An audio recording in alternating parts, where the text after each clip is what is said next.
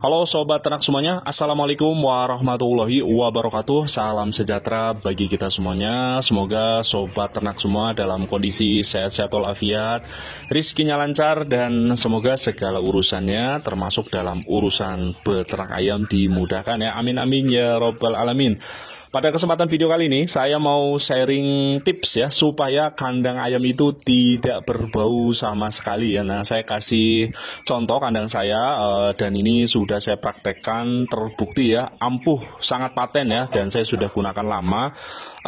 Kandang ayam itu tidak berbau sama sekali ya. Sebenarnya saya sudah pernah bikin video ini beberapa waktu lalu, tapi di video kali ini saya mau kasih versi yang lebih lengkap ya, lebih teknis, seperti apa penerapannya, ketebalannya berapa, dan beberapa hal yang lain ya. Nah, ini saya kasih contoh ya, kandang saya ini kandang ayam saya. Ini lokasinya kalau ke rumah saya, nah ini sebelah ini rumah saya, ini jaraknya cuma 3 meter ya. Jadi setiap pagi, setiap sore, setiap siang, malam hari, kehidupan saya bersentuhan dengan kandang ayam, tapi saya tidak mengeluh merasakan bau dari kandang ayam saya ya. Nah, termasuk tetangga ya, tetangga juga sering main ke sini, sering beli ayam juga dari tempat saya, dan mereka juga tidak merasakan bau kandang ayam di tempat saya ya. Nah, sebenarnya dari beberapa metode ya yang biasa dilakukan oleh para peternak, ada beberapa metode ya untuk supaya kandang ayam itu tidak berbau ya, seperti pemilihan pakannya, pola kandang yang digunakan, kemudian penggunaan probiotik, dan salah satu yang saya mau sharing ya adalah di video ini adalah penggunaan alas kandang. Nah, saya sebenarnya sudah pernah bikin videonya ya, tapi di sini saya mau mengulang tapi lebih teknis ya.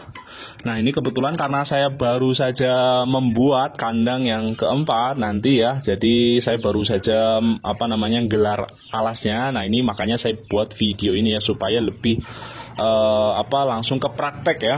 Nah, salah satu rahasia, jadi artinya dari banyak metode ya yang digunakan oleh peternak, yang saya gunakan ini adalah pada alas kandang, pemilihan alas kandang. Pemilihan alas kandang pada kandang saya itu menggunakan 2 lapisan ya. Yang pertama, lapisan pertama adalah menggunakan sekam padi bakar. Nah, ini ya, sekam padi bakar seperti yang saya tunjukkan ini. Ini belinya dari mana? Belinya dari ini ya, kalau di tempat saya ini ada sentra tahu dan tempe ya. Kalau Anda di daerah Anda ada sentra tahu dan tempe, nah itu biasanya mereka menjual sekam padi bakar, biasanya sisa bakaran ya, bakaran tahu tempe. Atau kalau di tempat sobat ternak itu tidak ada tukang tahu tempe, nah Anda bisa datangi biasanya ini ya, tukang bakar ini ya, bata merah. Nah, bata merah itu juga biasanya menggunakan sekam padi ya, dibakar. Nah, kemudian hasilnya limbahnya itu biasanya dijual sebagai sekam padi bakar seperti ini. Ini di tempat saya harganya 1 karung 6.000 perak ya, satu karung biasa, bukan 1 karung yang besar. Jadi ya sebenarnya nggak murah tapi juga nggak mahal ya. Nah, kemudian setelah itu dilapis menggunakan sekam padi biasa seperti ini. Nah, oke, di video ini ya saya mau jelaskan ya untuk teknis. Sekam padi bakar ini jadi lapisan paling bawah, di lantai ya, lapisan paling bawah. Ini ketebalannya 3 sampai 5 cm. Kalau saya menggunakan ketebalan 5 cm ya, atau minimal 3 cm. Kalau Anda mau lebih tebal silakan ya, lebih bagus lagi. Kemudian di atasnya dilapisi dengan sekam padi yang biasa seperti ini, sekam padi yang kuning ya. Ini sekam padi biasa ya, bukan sekam padi yang bakar. Dilapisi ini ketebalannya sama ya, 3 sampai 5 cm. Kalau Anda mau lebih tebal lagi silakan ya, monggo. Itu lebih bagus lagi. Nah, kemudian ada pertanyaan, kenapa harus dilapis dengan sekam padi yang biasa? Bukannya udah bagus Bang kalau udah pakai sekam padi yang bakar? Sebenarnya memang bagus ya. Sekam padi bakar ini bisa mengurai kotoran dengan cepat, bisa membuat kandang ayam itu tidak berbau. Tapi ada sisi negatifnya. Sisi negatifnya kalau Anda hanya menggunakan sekam padi bakar tanpa dilapisi di atasnya menggunakan sekam padi yang biasa, itu nanti kandangnya akan gampang berdebu ya, karena ayam itu Anda bisa lihat ya, ayam itu perilakunya suka kakinya itu nggak nggak diam ya, dia suka nyeker-nyeker. Jadi kalau sekam padinya itu Anda ceker-ceker, sekam padi bakar, itu akan gampang berterbangan sehingga nanti gampang berdebu. Memang tidak berbau, tapi nanti dampak negatifnya seperti itu. Jadi supaya untuk menyiasati kandang ayam Anda itu tidak berdebu, yakni menggunakan sekam padi biasa di atasnya ya, ketebalannya 5 cm, 4 cm, monggo ya, seperti ini. Jadi digelar dulu sekam padi bakar di paling bawah, baru kemudian dilapis dengan sekam padi biasa. Nah, penggunaan 2 lapisan ini sangat bagus ya, sangat sudah saya buktikan ya bertahun-tahun dan cukup efektif. Kenapa menggunakan 2 lapisan ya? Ini pertanyaan juga ya. Karena kalau kita menggunakan sekam padi yang biasa, sekam padi yang kuning seperti ini ya, ini kalau kotoran jatuh ke sekam padi yang biasa, ini akan kering ya, akan kering tapi tidak terurai ya. Jadi kotoran ayam kalau jatuh ke sini itu kering tapi dia tidak terurai. Kalaupun terurai itu butuh waktu berhari-hari ya, sekitar 1 minggu lebih ya, baru dia agak mulai mengurai ya.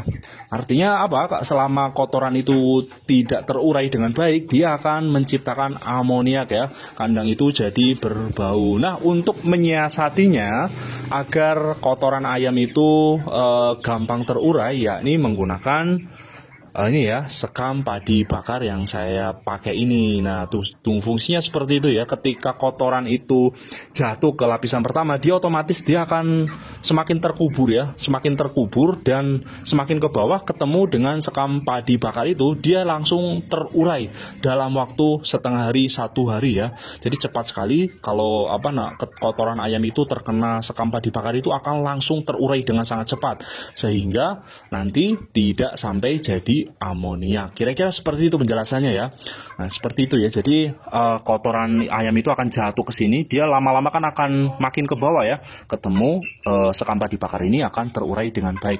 Seperti itu ya. Kalau Anda menggunakan sekam padi yang biasa saja, sekam padi kuning yang seperti ini, kalau cuma 1 lapis memang kandang itu akan kering ya, tapi kotorannya itu agak lama terurainya ya.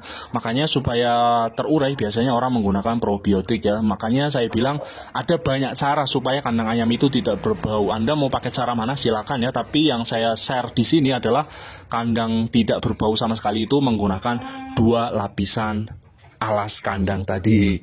Nah, kemudian saya juga pakai model air minum seperti ini ya, pakai selang. Ini Pralon 3/4, saya gunakan nipple ya. Jadi kenapa saya nggak menggunakan wadah minum yang biasa yang digantung seperti itu ya, karena dia itu akan gampang berceceran, gampang tumpah, dan kemudian saya nggak mau repot ya, harus membersihkan setiap sore, setiap pagi dibersihin ya wadah minumnya. Nah, makanya saya gunakan model nipple seperti ini. Nipplenya seperti ini ya. Jadi kalau ayam mau minum, dia tinggal ini. Nah, ini keluar air kan. Nah, seperti ini cara kerjanya. Kalau ayam itu mau minum, dia itu tinggal notok ini, dia akan keluar air dengan sendirinya. Nah, ini mangkok itu tujuannya supaya air yang sisa itu tidak langsung jatuh ke kandang, supaya kandang itu tidak basah ya. Intinya seperti itu ya. Nah, ini saya pakai ini ya, nipple. Nah, nipplenya kalau Anda bingung cari di mana, ini saya kasih linknya ada di bawah, bisa beli di keranjang Shopee ya. Nah, linknya bentuknya seperti ini. Ada harganya yang 3.000 juga ada yang 4.000, ada yang 5.000, tergantung kualitas dan merek ya.